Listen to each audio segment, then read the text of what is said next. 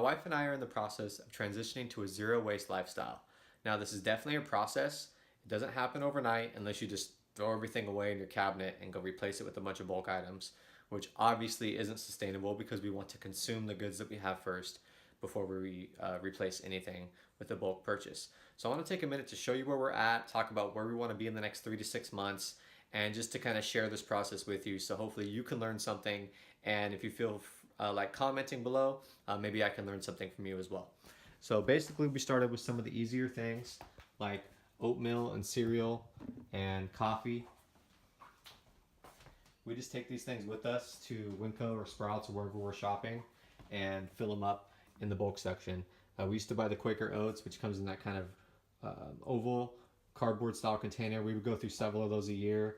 No more. We're not going to be creating that waste anymore. Go ahead and open the cabinet and you're going to see we're definitely not zero waste. We still have a journey ahead of us, but we are in the process of replacing some things with more bulk items.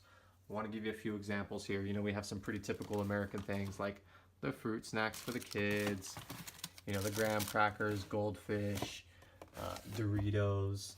All of these things are in really non-disposable packaging. The cardboard box can be recycled, but there's plastic inside of here as well. So as we consume these goods, we're going to replace these things with more bulk items, most of which can be purchased at your bulk stores.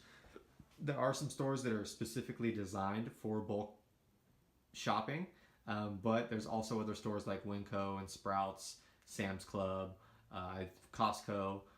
If you like to shop at those places, you can do this as well at those locations. So things like this, using plastic bags for these sunflower seeds. I mean, that's just ridiculous. That's not necessary at all.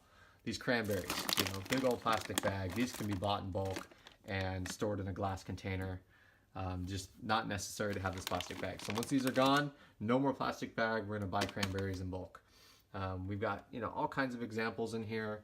The one that I do want to kind of focus on though are the beans. So we eat a lot of nachos and chili, and we used to buy everything like canned food, and really canned food really isn't that great for you. It's pretty low in nutrients. It's also being exposed to the aluminum, which isn't a great thing. So we got rid of, after we ate all of our black beans, we went ahead and bought bulk. We're going to keep them in this glass jar. Obviously there's a little more work with this. We're going to have to actually cook the beans ourselves. So what we're going to do is we're going to cook in bulk. We'll cook a big pot, and then throughout the week as we need them, we'll just use them. We'll make our nachos and burritos and real quick easy snacks for the kids. This is also a much healthier option than the canned black beans. And so this is just step by step, this is what we're doing. We have a big thing of almonds here that we're using to make our own almond milk instead of buying the plastic container almond milk. Of course, some chia seeds that we throw in with our smoothies and protein shakes. So basically what I'm showing you here is as we consume these goods, we're going to replace them with bulk items. And of course I'm going to take pictures and stuff and to try and really show the process of how things change. We're doing pretty good with our fridge. I'm actually feeling pretty good about this. So we replaced the little plastic container for the milk, for the apple juice. We make our own juice, our own orange juice, and we store it in a glass container. So we're doing pretty good. Things like this was actually full of olives for a happy hour, cheese, olives, and crackers. And instead of just throwing this out, we're going to go ahead and reuse it a couple of times. We don't want to reuse it too much because the plastic starts to break down, but we're going to go ahead and reuse this. And next time we want to buy those olives for happy hour, we're just going to bring a container with us. Bring a little glass jar, something like this. Bring that little glass jar with us to the store, and we'll completely get rid of using these plastic items. Something else that we need to do, the yogurt. I haven't found a great solution for this yet. I think there's a place in Sacramento that sells yogurt in bulk. We can bring our own container. If you guys have any recommendations for this, please put them in the comments below. If you like eating yogurt, what do you do to have zero waste yogurt?